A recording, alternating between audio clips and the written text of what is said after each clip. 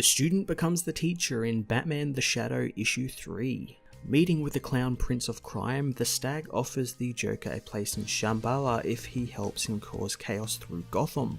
But the Joker is looking for something more than a trip to a promised land. Deep beneath Gotham Harbor, a captured Shadow explains to Batman what exactly the stag is, saying he was once a man much like he was himself, but became selfish and evil. The Shadow continues by revealing the stag to be related to the world's first murderer Kane, and will stop at nothing to continue his heritage. Once Batman leaves to find the Joker and the stag, Alfred approaches the Shadow, telling him that while Bruce may not understand what the Shadow needs to do, he does, thanks to the horrors he saw once while on a mission as an SAS soldier. Joker meanwhile wonders why the stag would trust someone like him, discovering the stag is much like him in many ways, being that they're both apex predators in the field of work they do.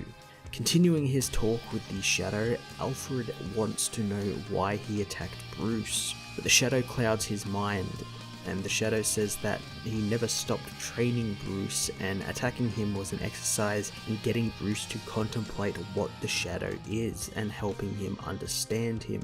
Telling Alfred that he has not only been watching Bruce, but all his students like Green Arrow and Catwoman, but Batman is the last student left with some hope. Arriving at the Joker's warehouse, Batman confronts him and the Stag, and him and the Stag battle one another. But as Batman gets the upper hand on the killer, the Joker manages to strangle Batman until he falls unconscious. Waking hours after being strangled, Batman finds himself suspended in front of most of Gotham's villains, ready to be sacrificed by the Stag.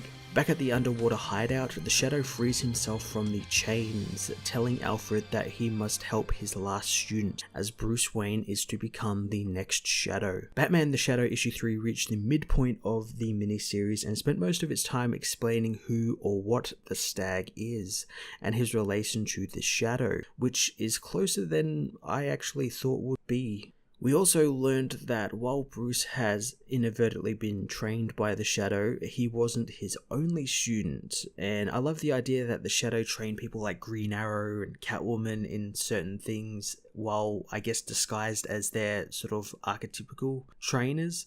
So I'm really interested in that, and that also sets up stories as well, like they could tell like a Green Arrow Shadow story, which would be really cool, and I'm really hoping they kind of do that. I know there is another Batman Shadow story, and I hope they delve a little bit more into something like this, because that was a really cool concept. We also spend some time with Joker and the Stag and discover the two are really similar to one another, hence the team up, and they are kind of like twisted versions that mirror Batman and the Shadow, which is really neat. I'm going to give this issue an 8 out of 10.